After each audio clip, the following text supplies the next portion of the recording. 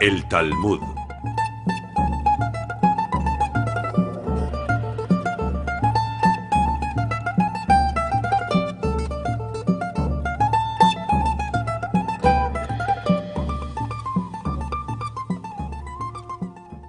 Esta es la pregunta. Dos desollinadores salen de una chimenea. Uno sale completamente negro y el otro completamente blanco.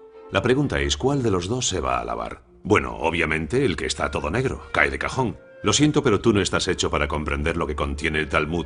¿Y eso por qué? No reflexionas. El que salió todo negro ve que el otro está blanco y forzosamente piensa que él también está blanco. Ah, ¿quieres decir que el que está blanco ve que el otro está negro y por tanto cree que está tan negro como él? ¿Y que el que está blanco se va a lavar y no el que está negro? No, está claro que no reflexionas. El que está blanco, que se cree que está negro, ve a alguien negro que se cree que está blanco, mientras que el que está negro ve a alguien que está blanco que se cree que está negro. Sí, vale, de acuerdo. En ese caso, que no se lave ninguno de los dos. ¿Y por qué no van a lavarse? Yo me hago la misma pregunta. ¿Te haces la misma pregunta? ¿Te haces la misma pregunta? Pero a ver, ¿desde cuándo de una misma chimenea puede salir un desollinador completamente blanco y un segundo todo negro? Sí, esa es una buena pregunta. ¡Una buena pregunta! No, el Talmud no es un simple libro lleno de adivinanzas. Es algo peor que eso, o mejor. Depende de cómo se mire.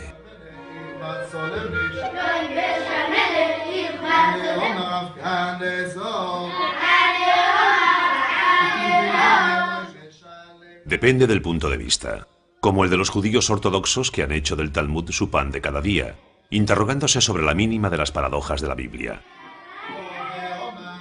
¿Adán, que no tiene padres, tiene ombligo? ¿Los peces escaparon del diluvio universal? ¿Por qué los ángeles de Jacob necesitan una escalera? Y si Dios pudo crear el mundo en 6 días, ¿por qué no lo habría podido hacer en 1 o incluso en 1 hora, o mejor, en un instante? Otro tipo de adivinanzas, en resumen, porque con el pretexto de comprender la Biblia, el Talmud la cuestiona desde todos los puntos posibles. La palabra Talmud viene de la expresión Talmud Torah, estudio de la Torah, simplemente. La Torah era el nombre hebreo del Pentateuco, los 5 primeros libros de la Biblia. Los volúmenes que componen el Talmud encierran siglos de discusiones entre rabinos sobre la interpretación de las contradicciones del texto bíblico. Para ellos, la Biblia no sería más que una inmensa metáfora a partir de la que convendría extraer un modo de empleo para la vida cotidiana. Huelga decir que les ha hecho falta utilizar una metodología formidable para conseguir descifrar dentro del mito de la fruta prohibida las leyes de la alimentación. En el de la Torre de Babel, los fundamentos de la lingüística. Y en el relato del éxodo de Egipto, los principios de la libertad de los pueblos. Sin Torah, no existiría el Talmud. Pero sin Talmud, la Torah habría guardado para sí gran número de sus misterios. Es costumbre en las sinagogas 3 veces a la semana abrir los rollos de la Torah y hacer revivir el texto bíblico mediante su lectura.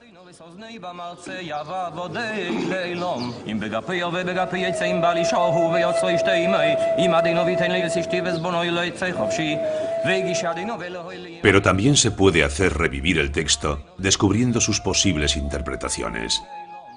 Esa es la parte de la que se ocupa el Talmud. Durante siglos se han ido acumulando las interpretaciones de los sabios.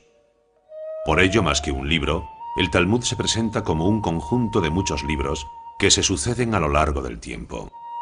Un libro dentro del libro, dentro del libro, y así casi indefinidamente. Un libro sin un único autor. Un libro del que todos los sabios de todos los tiempos son los autores. Ningún campo del saber humano se deja de lado, porque la Torah los contiene todos, incluso si eso no es evidente a primera vista. El Talmud dice: mis enseñanzas son como el mar. Debes sumergirte en él para aprender a nadar. Así pasa también con la Torah. Solo aquel que se sumerge en ella, corriendo el riesgo de ahogarse, podrá aprender lo que es. Un océano de luz, así es como el Talmud llama a la Torah. Se sumerge en ella para descubrir las profundidades. Durante el razonamiento, acaba tocando temas fundamentales de la causa principal, los vínculos de lo efímero y de la eternidad, y tantas otras dimensiones esenciales que la filosofía o la ciencia tratarán también a su manera. Pero lejos de la austeridad de la filosofía y de la ciencia, el Talmud también se sabe reír de sí mismo.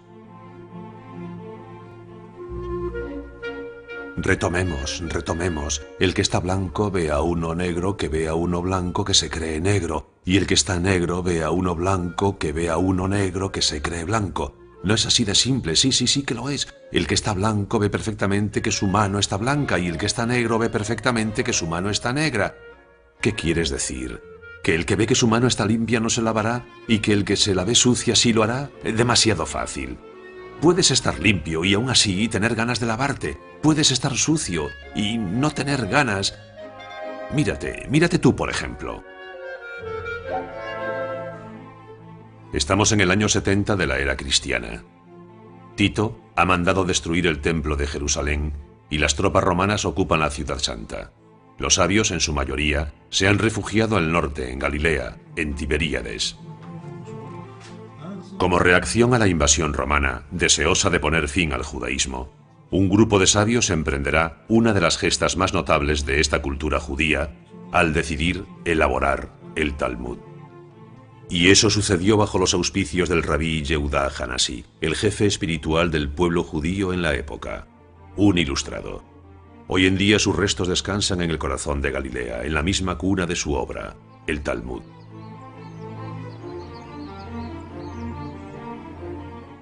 Hasta ese momento los sabios, generación tras generación, repetían de memoria los diálogos de los maestros ancianos a los que añadían sus propios comentarios. Una especie de memoria colectiva que corría el peligro de diseminarse y perderse, habida cuenta del volumen de opiniones que no paraba de crecer. Para evitar tal drama, el rabí Yehudá Hanasi tomó la iniciativa de hacer recopilar por escrito cerca de 2 siglos de enseñanzas conservadas hasta ese entonces mediante la transmisión memorística. Él fue quien decidió las características, la forma y los límites de esta primera recopilación, y la llamó Mishnah. Mishnah significa repetición, porque se trataba de repetir, esta vez por escrito, lo que la memoria ya no podía retener. Este enorme trabajo no finalizó hasta 2 siglos después de su muerte. La Mishnah conforma la primera parte del Talmud, y se conseguirá terminarla en el año 220 de la era cristiana. El Talmud se organizará según las disposiciones que el rabí Yehudá Hanasi usa para la Mishnah.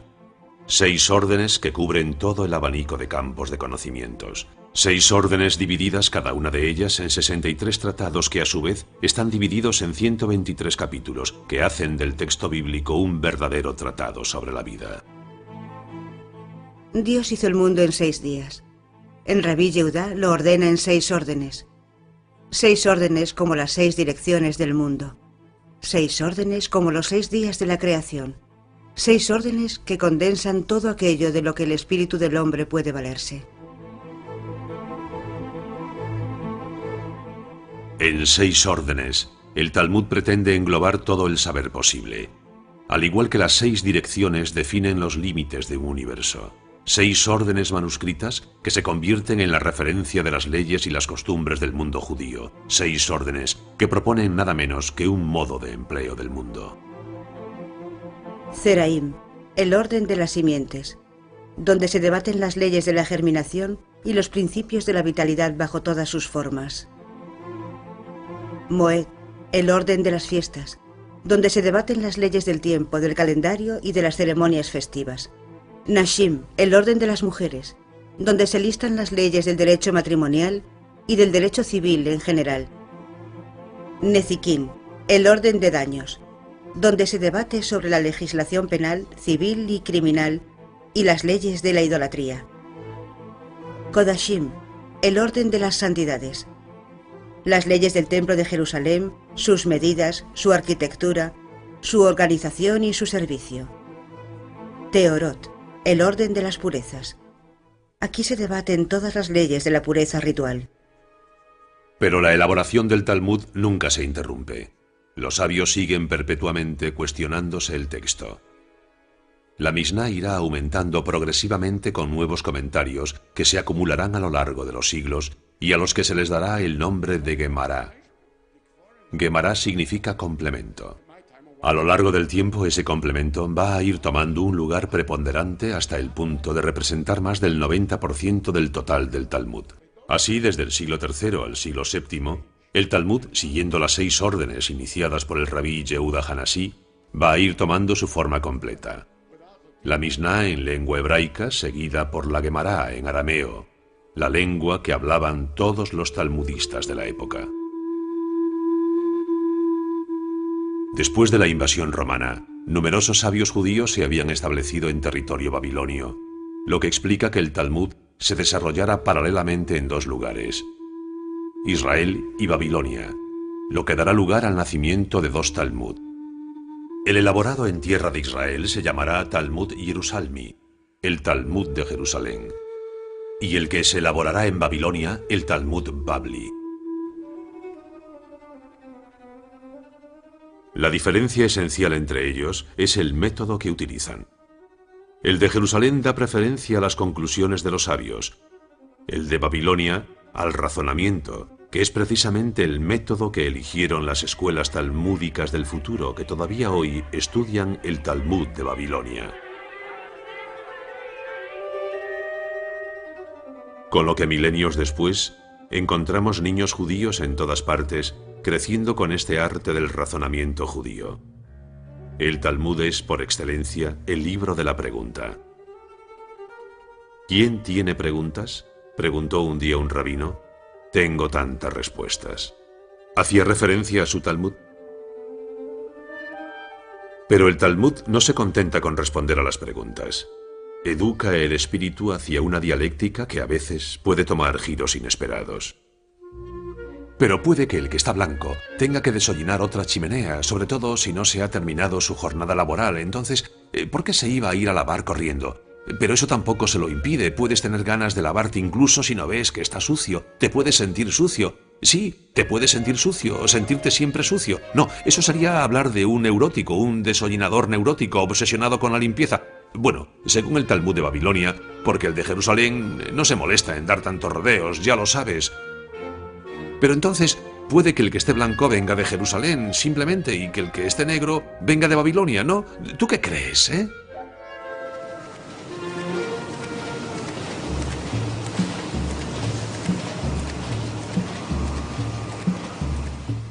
Hicieron falta 6 siglos para conseguir darle cuerpo al Talmud. 6 siglos para conseguir condensar lo que se convertiría en el conjunto más singular jamás reunido de diálogos sin fin sobre todos los temas del mundo. Todavía hoy, una página de Talmud contiene en su centro el conjunto formado por la Misná y la Gemara. Están rodeadas de diferentes comentarios ulteriores que se hicieron indispensables para su comprensión. Hoy en día los estudiantes de las yeshivas, las escuelas talmúdicas, perpetúan el diálogo entre los rabinos de los primeros siglos y sus sucesores.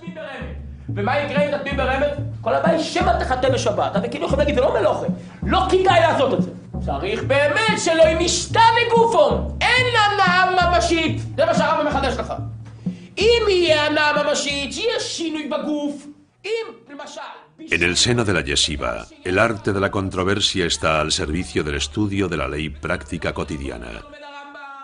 Pero sobre todas las cosas, el Talmud desarrolla el espíritu de análisis, agudiza el sentido crítico, fuerza las fronteras del absurdo hasta el máximo, siempre con la idea de conseguir que el pensamiento y sus contradicciones sean óptimos.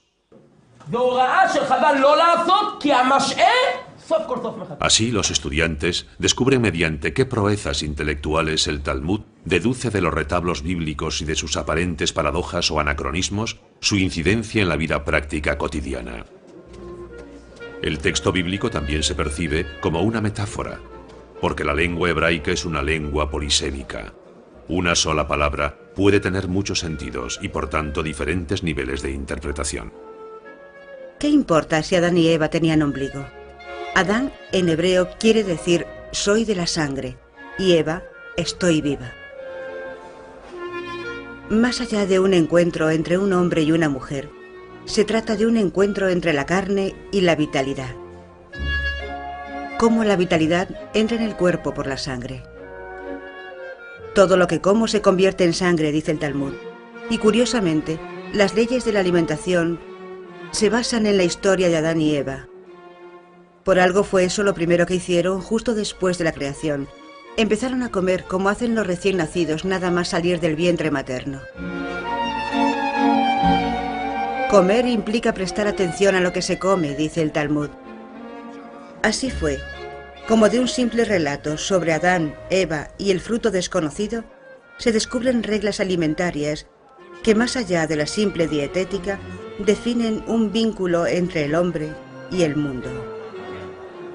Entonces, cara a cara, como duelistas, los aprendices del Talmud confrontan sus opiniones, agudizan su arte del diálogo, perpetúan la tradición del cuestionamiento, que no está exento de un cierto sentido lúdico. Espera, ¿cómo que uno sale negro y otro blanco? Eso tiene truco, seguro. ¿Deberían salir negros los dos? No, basta con que el primero que sale por la chimenea haya recogido todo el hollín y el camino esté limpio. ¿Quieres decir que el camino está limpio para el segundo, así el primero sale todo negro y el segundo todo blanco? Ah, demasiado fácil. ¿Tú crees que el Talmud propondría una pregunta así de sutil para una respuesta tan simple? Yo no creo nada, solo trato de entender. ¿Tratas de entender? Bueno, repito, dos desollinadores salen de una chimenea, uno negro y otro blanco. ¿Cuál de los dos va a lavarse?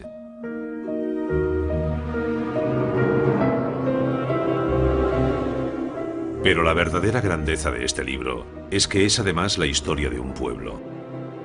El Talmud cuenta la historia de los judíos, que a su vez son quienes escriben el Talmud.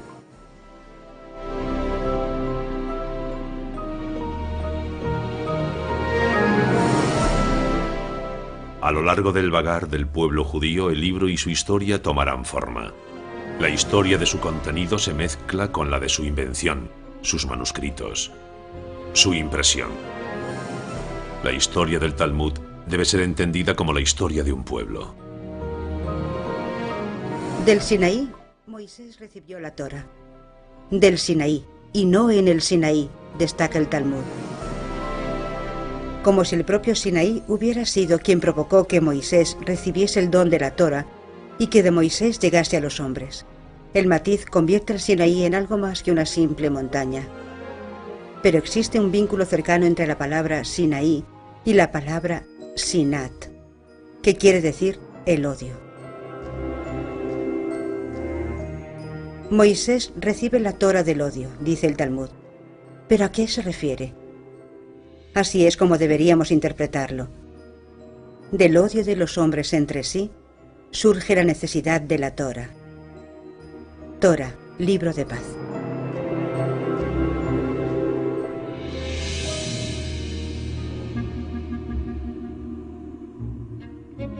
Perpetua cadencia que se tambalea, ondula y se mece. Los judíos, generación tras generación, siguen un ritmo sin fin, marcando las oscilaciones de un péndulo que mide el tiempo al ritmo de las páginas del Talmud estudiadas. El Talmud es una llama que penetra en el espíritu. Una llama que transmite al cuerpo un movimiento ininterrumpido, inmutable, sempiterno. El ritmo de la vida, como los latidos de un corazón. Según la anatomía talmúdica, las oscilaciones favorecen a la vez la concentración y la memorización. En un sentido, las válvulas se abren, en el otro se cierran.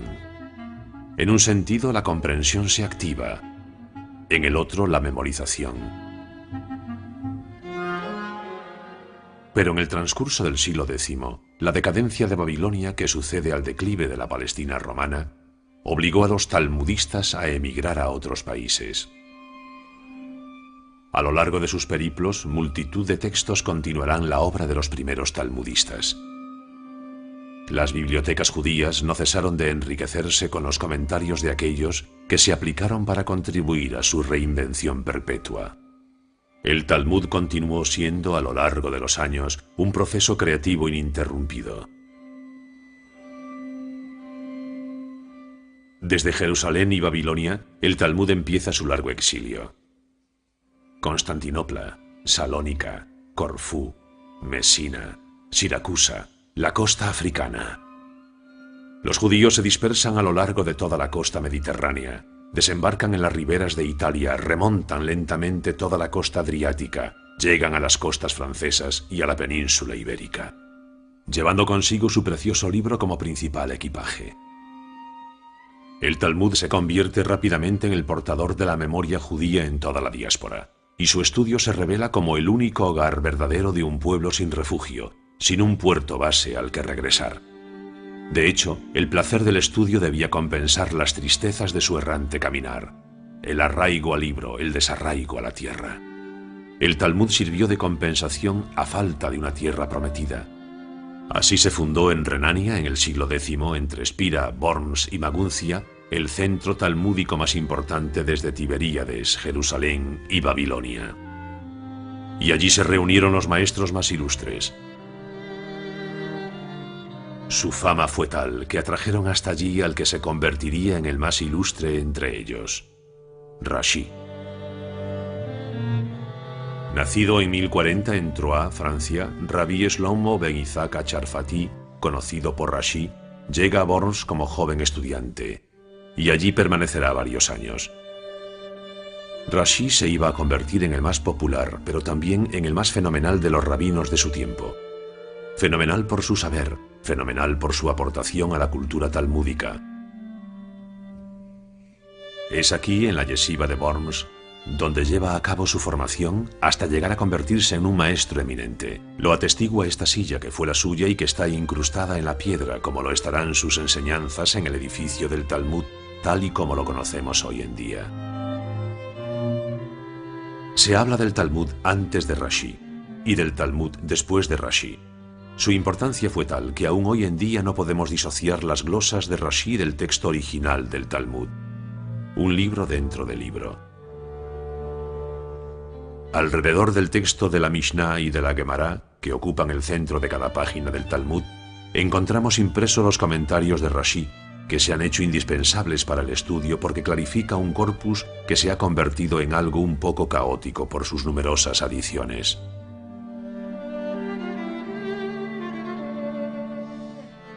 Rashi, el niño prodigio, reconocido por los sabios judíos y no judíos de su tiempo por su inmensa erudición, contribuyó al reconocimiento del espíritu de universalidad del Talmud. Fue en Troyes, en Champagne, donde ya envejecido emprende su obra. Funda una escuela que hará historia. Sus discípulos desarrollarán el comentario talmúdico hasta tal punto que incluso hoy es necesario referirse a ellos en el estudio. Con Rashi el Talmud, ya atemporal de por sí, se hizo universal. Pero imaginémonos que fuese de noche, como dice Rashi, entonces el blanco puede ver que está blanco, pero el negro lo tendría más difícil. Pero si el negro no se ve, podrá concluir acertadamente que está negro. Sí, pero el blanco también. ¿Eso qué quiere decir? Que no hace falta que amanezca para que se vaya a lavar. Eso fue justamente lo que dijo Rashi. ¿Tú crees? ¿En serio? No.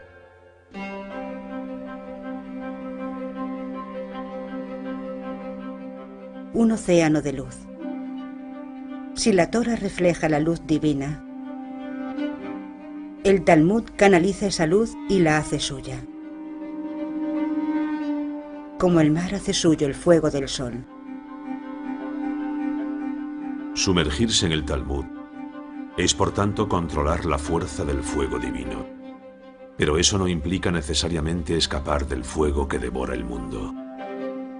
Durante el año 1240, Nicolas Donen, un judío francés convertido al catolicismo como dominicano, presenta una denuncia al Papa Gregorio IX por los errores y las falsificaciones que él atribuía al Talmud. Según él, este contenía blasfemias contra Cristo, la Virgen María, los ángeles y los santos de la Iglesia. Gregorio IX, que en esa época acababa de establecer las reglas de la Inquisición pontifical, estima que es su deber perseguir a los herejes. El Vaticano exige expresamente al rey de Francia, Luis IX, llamado San Luis, que ponga fin a la perfidia de los judíos suprimiendo todos los ejemplares del Talmud. San Luis ordena que se arrojen al fuego todos los manuscritos judíos. La quema del Talmud tuvo lugar en 1244 en París. Fue seguida de muchos otros años de aplicación de la legislación real. El Talmud será condenado solemnemente el 15 de mayo de 1248 como una blasfema obra del diablo. La represión fue tan violenta que eso puso fin al talmudismo francés. Y así el Talmud retoma su vagar, llegando esta vez hasta España. Desde el siglo IX, fecha del declive de Babilonia, España es musulmana. Sin embargo, no hay ni una sola de sus grandes ciudades que no aloje a algún talmudista eminente. Córdoba, Toledo, Sevilla, Barcelona, Granada. Los judíos residían allí en una tranquilidad perfecta, estudiando el Talmud y prosperando en la vida. Como atestigua la Catedral de Córdoba, construida en el corazón de la antigua mezquita, la Andalucía de esta época sigue erigiéndose como un símbolo de la concordia entre las comunidades. En esos tiempos musulmanes, cristianos y judíos convivían sin problemas. A la sombra de la mezquita, a la sombra de la iglesia, en los callejones de la judería, en el centro de la comunidad talmúdica, aparece una nueva luz.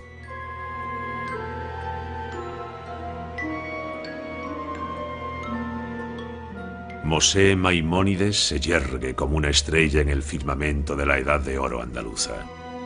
Nacido en Córdoba en 1135, se convirtió en la mayor figura intelectual del judaísmo medieval español. Sus obras, entre las que se halla la Guía de Perplejos, adquirieron una gran importancia a los ojos de todos, judíos, musulmanes y cristianos. Su código de la ley, la Mishneh Torah, jugó un importante papel en los escritos de los filósofos de diversas orientaciones y de los eruditos religiosos de todas las confesiones, y todo eso durante generaciones. El que lea mi libro conocerá toda la Torah y todos sus comentarios, decía Maimónides sobre su Mishneh Torah. Tanto Rashi en Francia como Maimónides en España se vieron empujados por la misma preocupación de la universalidad. Los dos deseaban que el Talmud saliera de la sinagoga para ponerlo a disposición de todo el mundo.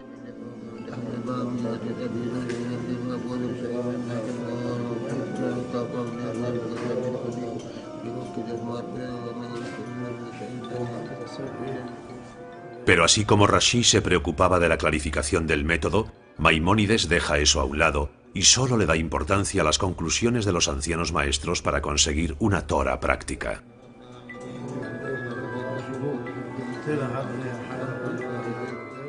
Mi objetivo es ser tan conciso como completo, dice Maimónides, para que el lector pueda verse directamente orientado sobre todo lo que el Talmud ha instituido y confirmado, sin tener que pasar por todas las discusiones de los sabios que podrían perturbarle el razonamiento.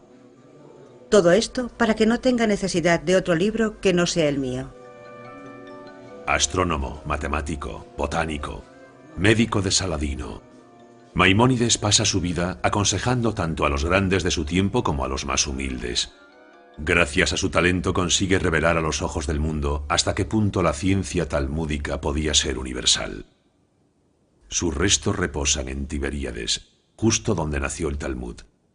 Maimónides se reunió así con sus ilustres ancestros. No fue hasta comienzos del siglo XIII cuando los cristianos unieron sus fuerzas para recuperar España de manos musulmanas. Hablamos de la Reconquista. La unificación de España se produce después del matrimonio de Isabel la Católica y Fernando de Aragón en 1474. Ella conseguirá que los musulmanes sean expulsados definitivamente en enero de 1492. Cogidos en la tormenta de la renaciente Inquisición, bajo las órdenes del Vaticano, los judíos también serán desterrados de España ese mismo año. Huyen salvando del desastre a su única riqueza verdadera, el Talmud. Expulsados de España, los judíos y su Talmud se dispersan. Entre los destinos privilegiados se encuentra Venecia. ¿Por qué Dios dispersa a su pueblo sobre la superficie del mundo?, pregunta el discípulo. Para que la luz de su Torah ilumine en todas partes, responde el sabio. ¿Y por eso los judíos son perseguidos con violencia? Replica el discípulo. Cuanto mayor es la luz, más dolorosa es su presentación al mundo, responde el sabio, con los ojos llenos de lágrimas. Venecia disfrutaba de una relativa independencia de la Iglesia y, por tanto, ese será el primer gueto de la historia a finales del siglo XV. Gueto, palabra veneciana que viene del italiano ghettare. En el lugar donde se tiraban las piezas inútiles de las fábricas de fundición, fue donde el Doge de Venecia, el Dux, permitió que los judíos se instalasen.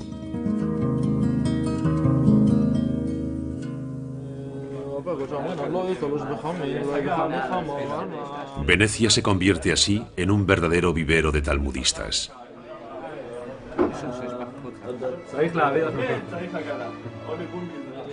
Venecia, etapa esencial de la historia del Talmud. Allí se imprimirá por primera vez el texto íntegro. Estamos en 1519.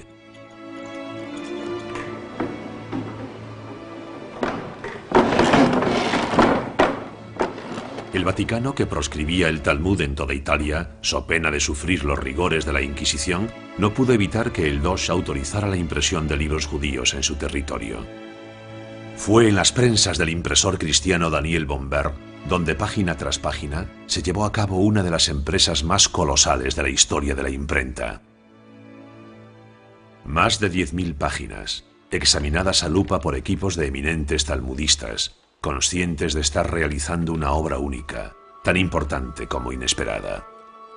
Desde 1519 hasta 1523, 5 años de trabajo serán necesarios para que el Talmud pase de manuscrito a libro. Bombert no repara en gastos, preocupado porque su edición del Talmud alcance la perfección. Su obra debe marcar un hito porque será la única referencia durante cerca de 4 siglos. Todas las ediciones posteriores, entre las que se encuentran las de Basilea, Pesaro, Ámsterdam, Múnich, Frankfurt, Cracovia, hasta llegar a la definitiva, la de Vilna, en el siglo XIX, estarían inspiradas en la de Bombert. El trabajo de orfebrería de que hizo gala Bombert conformará para el resto de los tiempos la fisonomía de las páginas del Talmud, dotándole de ese aspecto a la vez sobrio, simple, minimalista, sin la más mínima floritura, yendo al corazón del texto, siguiendo una geometría muy particular. La edición de Bombert establece la paginación. El texto de la Mishnah y de la Gemara ocupa el centro de cada pliego con una letra cuadrada, alrededor del que se reparten las glosas de Rashi y las de sus alumnos en caracteres semicursivos. Con Bombert, el Talmud se convierte en una obra de arte del siglo XVI. Sin embargo, la institución de la censura por el Vaticano obliga a Bombert a poner fin a su actividad y a dejar Venecia en 1546. La Iglesia, que no podía criticar la Biblia sin criticarse a sí misma, ataca al Talmud. A sus ojos los judíos ya no son el pueblo de la Biblia, sino el pueblo del Talmud, que cultiva un espíritu anticristiano, un espíritu diabólico. Más adelante se comprobó que todos los argumentos que la Iglesia presentó contra el Talmud y su contenido carecían de fundamento.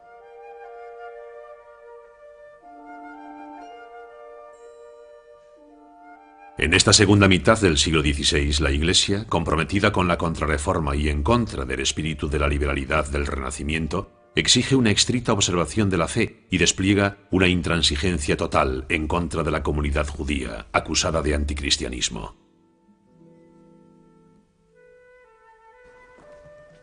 Numerosos monasterios poseen aún ejemplares de libros confiscados en esa época.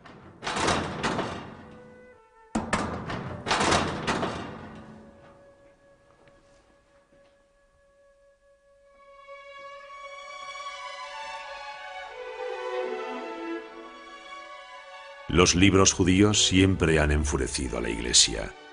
El Vaticano, incapaz de poder leerlos y de descifrar los arcanos, no se contentará con confiscarlos o censurarlos.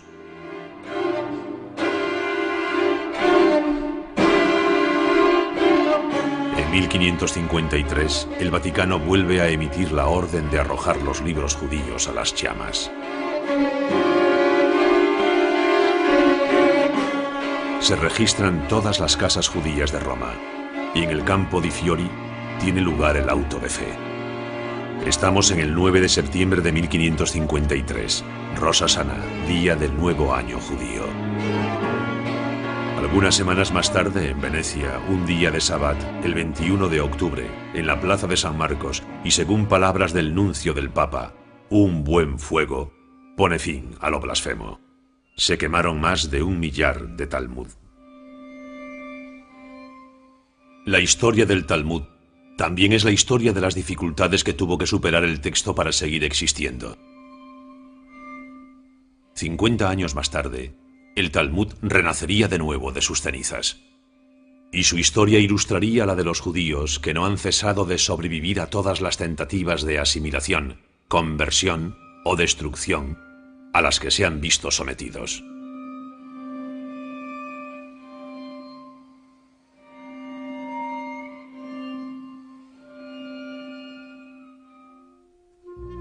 Sí, el negro ve un blanco que se cree negro, pero ese negro se cree blanco sin sospechar que el blanco se crea negro. Pero, ¿un blanco que se cree negro es más blanco que un blanco que se cree blanco? Sí, es como si preguntáramos, ¿una vela ilumina más en una cueva oscura cuando es de noche fuera que si fuera de día? Dijimos que era de noche. ¿Cómo quieres que 2 desollinadores trabajen por la noche? ¿Y puedes decirme por qué no iban a tener derecho de trabajar por la noche? ¿No son hombres libres? ¿Qué tiene que ver la libertad con todo esto? Son trabajadores que hacen su trabajo honestamente y para hacerlo bien tiene que ser de día, eso es todo. Bueno, digamos que empezaron de día, se retrasaron y es de noche cuando salen de la chimenea. Entonces sería invierno, que anochece más temprano. En ese caso la cosa se complica. ¿Cómo vamos a poder ver quién está sucio y quién está limpio en invierno? Esto se llama pilpul, la manía de discutir casi hasta alcanzar lo absurdo. Y fue en Polonia donde nació el arte del pilpul bajo la influencia de Jakub Polak, que se instaló en Cracovia hacia el 1500. En este tipo de enseñanza, Jakub Polak se dedica a desplegar todos los recursos de la dialéctica más sutil y más fina, a argumentar sobre todo y a propósito de todo. El pilpul, del hebreo pilpel, el pimiento. Pero ¿quién desollina en invierno? ¿No puede nevar en verano? Bueno, los dos son negros, pero uno está cubierto de nieve, por eso está blanco, pero quizás la nieve esté sucia y negra. Entonces la nieve negra puede cubrir al que está blanco y la nieve blanca al que está negro perfectamente. Entonces, ¿cuál de los dos se va a lavar? Dime.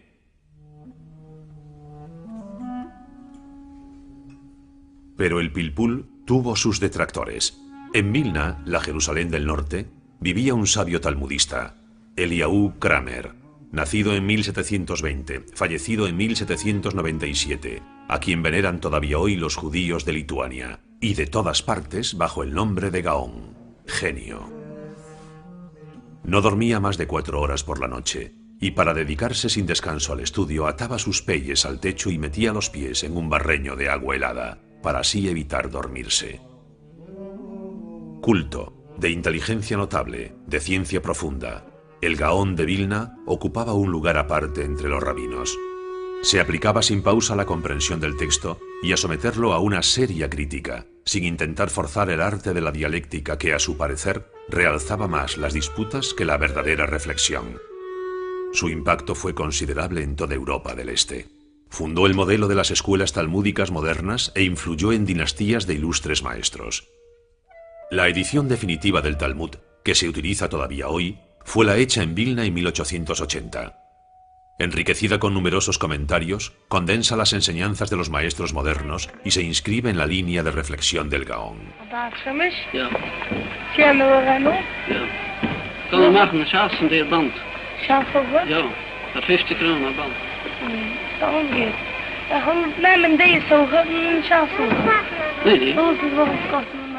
Desde entonces, todos los estudiantes disponen de una herramienta de trabajo mucho mejor que las que disponían las generaciones anteriores. Desde Polonia hasta Austria, desde Hungría hasta Italia, desde España hasta Inglaterra, desde Alemania hasta Francia, desde Lituania hasta Ucrania, podemos decir que no hay ni un rincón de Europa que no haya participado en la invención del Talmud. De ese modo y durante más de 8 siglos, el Talmud vive en Europa. Tanto en la Europa de los pueblos y de los guetos, como en la de las capitales y principales centros de la vida intelectual. Durante todos esos años, el Talmud conoce una producción intensa de comentarios y un florecimiento de escuelas que darán forma a la cultura judía que heredaría la modernidad.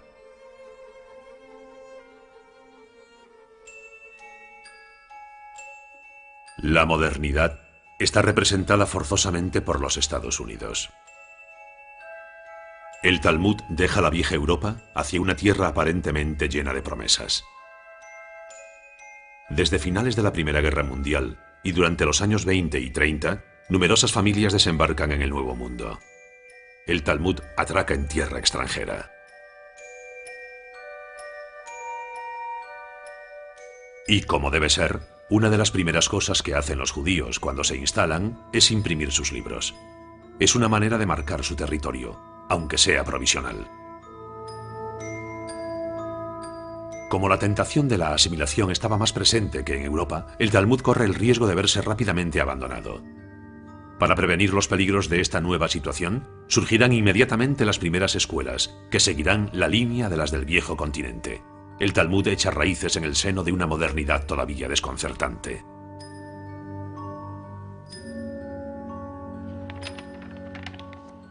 Al amanecer del siglo XX, ¿debe el Talmud adaptarse a la modernidad o es la modernidad la que debe adaptarse al Talmud?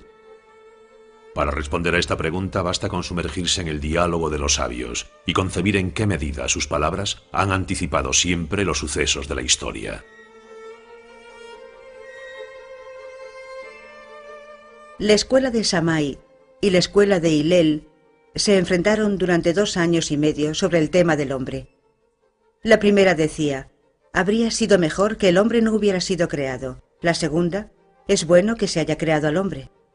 Al final, las voces llegaron a un acuerdo y concluyeron: habría sido mejor que el hombre no hubiera sido creado, pero ya que existe, que sea virtuoso.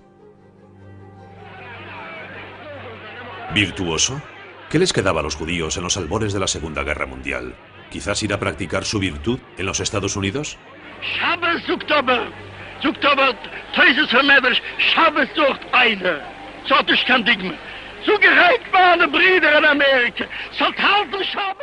Pero algunos dudan que los Estados Unidos sean un centro de virtud. Condenados a una vida de clandestinidad, encerrados en sus guetos donde vivían aislados, con su Talmud como único refugio, la suerte de los judíos en Europa Central en el siglo XX puede dotar de argumentos la opinión según la cual habría sido mejor que el hombre no hubiera sido creado.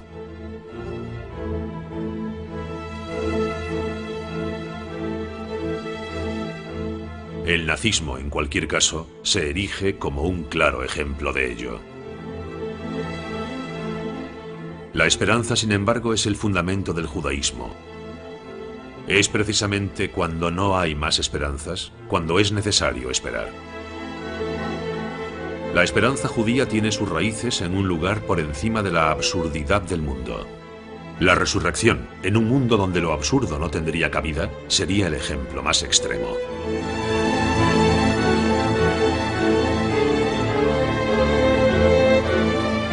El Talmud cuenta la historia de un emperador romano que envió a los judíos a la muerte. Ese emperador le pregunta a uno de los sabios judíos antes de dejárselo a sus verdugos: no entiendo cómo vosotros, los judíos, podéis creer en la resurrección de los muertos. La hija más joven del sabio responde por él. Le dice al romano: tú no existías y ahora existes. Eso no te sorprende, pero a mí me maravilla a cada momento. Hoy existes y te sorprendes de que otro día puedas existir de nuevo. Pues a mí eso no me sorprende. El Talmud evoca la resurrección de los muertos de forma abstracta, pero se presenta a sí mismo como un ejemplo concreto. De hecho, ¿cuántas veces renació de entre las llamas? En esos momentos, y a pesar de la amplitud del desastre, el pueblo sobrevivió. El libro también. No dice el Talmud: aprendemos más de los muertos que de los vivos, porque los vivos transmiten las enseñanzas de los muertos y así los vuelven a la vida. ¿No se llaman los cementerios Bet HaChaim o casa de los vivos? Los cementerios parecen bibliotecas a cielo abierto, porque el Talmud dejó en ellos algunas de sus más famosas páginas de la historia. En otro tiempo germinó allí la sabiduría, pero esta no ha desaparecido, está aún allí, lista para nacer de nuevo.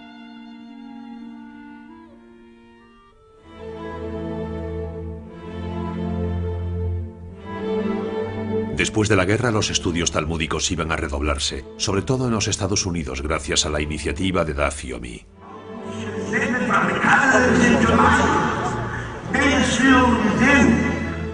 Al ritmo de una página por día, hace falta algo más de 7 años para leer las 2.711 páginas de la edición moderna del Talmud, un ejercicio al que se dedican en todo el mundo todos los talmudistas dignos de ese nombre asociados al programa de Daf Yomi.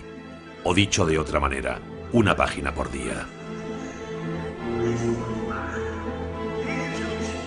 El principio del estudio de una página diaria del Talmud fue iniciado por el rabino Meir Shapiro el 11 de septiembre de 1923 en Lublin, en Polonia. El Talmud sería esa tierra espiritual donde los judíos podrían, en un mismo momento, en todas las partes del mundo, estar reunidos por un estudio común. En 2005, el Madison Square Garden de Nueva York reunió a más de 46.000 personas conectadas por satélite con otras comunidades del mundo para celebrar la clausura del 11º estudio del Talmud, 11 ciclos de 7 años y medio.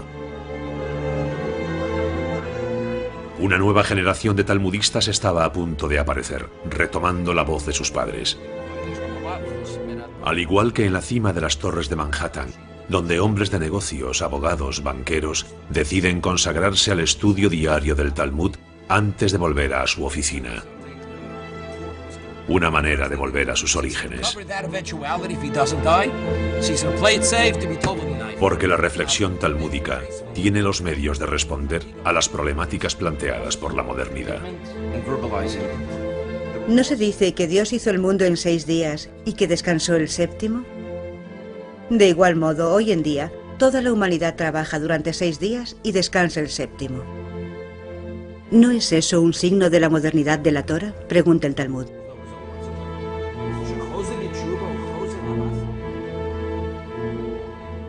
Los judíos estadounidenses han participado desde el principio en la construcción de un nuevo mundo, pagando a veces al precio de su propia herencia cultural. Pero aún así, siempre ha mantenido un vínculo con la tierra ancestral, volviendo regularmente al suelo de la vieja Europa. Más que una cuestión de nostalgia, se trata de una necesidad real de volver a los orígenes, junto a aquellos que supieron preservar el Talmud de la asimilación. En efecto, la asimilación ya había ganado en Europa. Eliminando la yeshiva, sucumbiendo a los encantos de la filosofía, de la literatura, del arte, de la ciencia, los numerosos hijos y nietos de talmudistas iban a abrir vías nuevas en muchos dominios.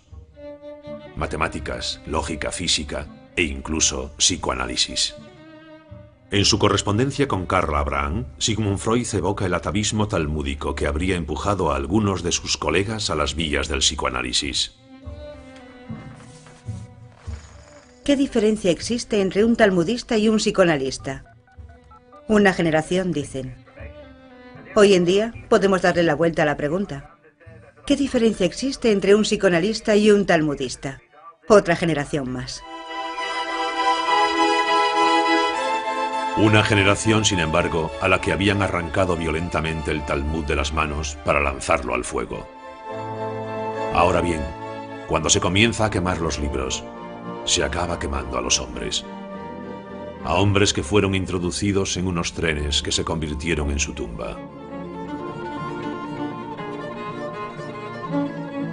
Otros trenes de hoy en día se toman la revancha. Por ejemplo este, como muchos otros, en el que cada mañana entre Long Island y Manhattan, uno de sus vagones se convierte en escuela talmúdica, conduciendo a su trabajo a numerosos descendientes de supervivientes.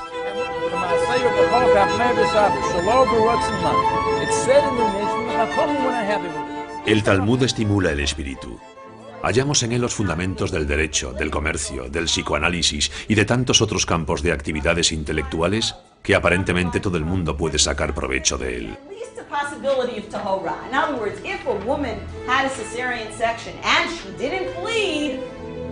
she would be tahora. If she was walking around, then we wouldn't consider, right, we wouldn't consider that a problem, which... ¿Cómo sabemos que la mujer es la inspiración del hombre?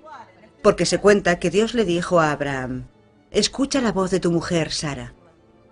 De eso, los sabios dedujeron que si la mujer estudiaba, podía llegar más lejos que el hombre. ¿Será por eso que la dispensó de estudiar? La modernidad por lo menos ganó en alumnos. Las mujeres, hasta ese momento mantenidas en una cierta discreción, por no decir casi a distancia del Talmud, se aplican en su estudio cada vez más. Sus mayores se habían contentado con escuchar. Todos los judíos tienen talmudistas entre sus ancestros. Freud evoca el Talmud de sus padres. Marx descendía de una línea de más de 14 generaciones de talmudistas. Einstein siguió la línea del Talmud sin saberlo, descubriendo las leyes de la relatividad. Kafka se lamentaba de no haberlo podido estudiar. Son innombrables aquellos que se encuentran entre los fundadores del pensamiento moderno y que de una manera u otra están en deuda con él. Incluso si la tradición talmúdica fue a veces dejada de lado, a veces renegada o desterrada, la máquina del Talmud nunca se detuvo.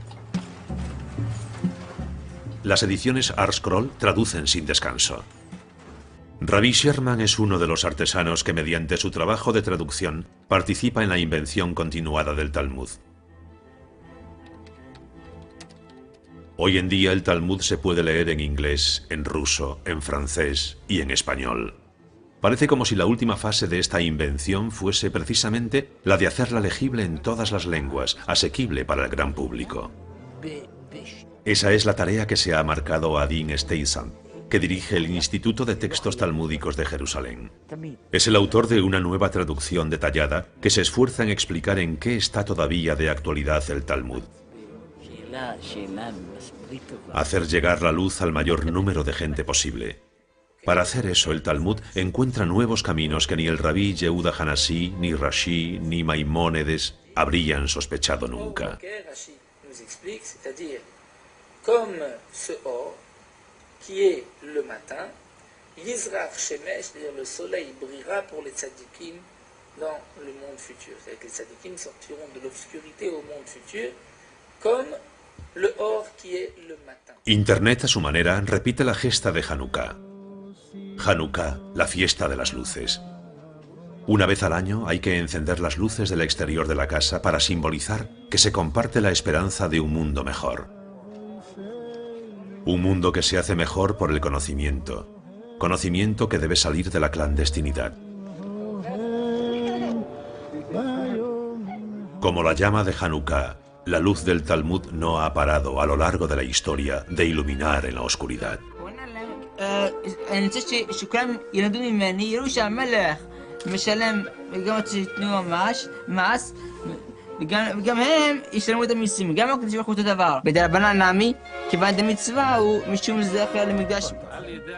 El día comienza por la noche. Como se cuenta, hubo una tarde, hubo una mañana y llegó el primer día. Sucede lo mismo en nuestra propia vida. Comienza en la oscuridad del vientre de la madre para acabar ante la luz del mundo. Pero algunos dicen, la noche es el mundo en que vivimos. La mañana será el futuro.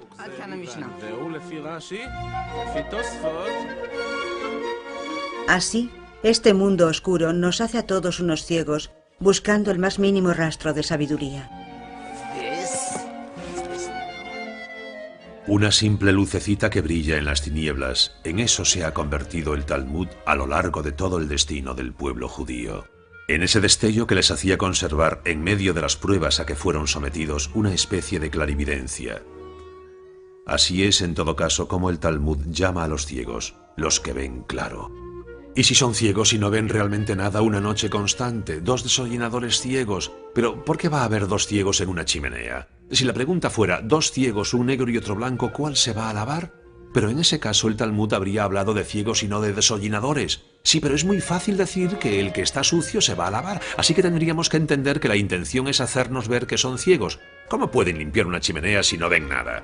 ¿Nunca has visto a ciegos tocando el piano? ¿Dos desollinadores que tocan el piano? No, pero si dos ciegos pueden tocar a Beethoven a 4 manos, también pueden pasar por el agujero de una chimenea. Pero ¿por qué la pregunta no es, después del concierto, cuál de los dos pianistas se va a lavar? Pero esa es justa la pregunta, solo que son desollinadores. Sí, y ciegos. ¿Has visto alguna vez a dos desollinadores tocar el piano? No, pero me gustaría verlos. Conocí a un anticuario que tocaba 2 trompetas a la vez. ¿Y cuál de las 2 trompetas es la que se lava? Pero dime una cosa, solo una pregunta. ¿Tú has visto alguna vez un desollinador? No, yo tampoco, ¿sabes?